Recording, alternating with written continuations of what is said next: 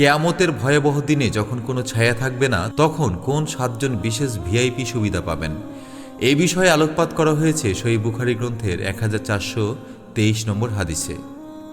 আবু হুরায়রা রাদিয়াল্লাহু আনহু হতে বর্ণিত, আল্লাহর রাসূল সাল্লাল্লাহু আলাইহি সাল্লাম বলেছেন, যেদিন আল্লাহর আরশের ছায়া ব্যতীত কোনো ছায়া থাকবে না, সেদিন আল্লাহ তাআলা 7 প্রকার মানুষকে সে ছায়াতলে আশ্রয় দিবেন।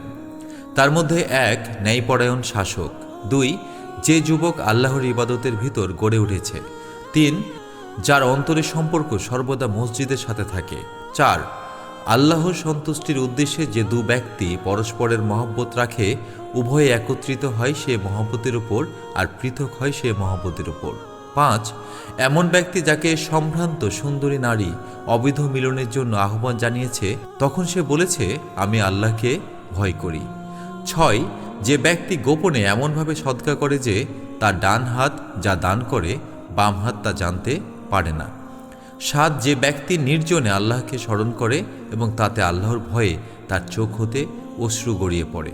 আসুন আমরা এই 7টি গুণের অন্তত একটি নিজের মধ্যে গড়ার চেষ্টা করি। আল্লাহ আমাদের আরশের ছায়া নসিব করুন, আমিন। জাযাকাল্লাহু খায়রান।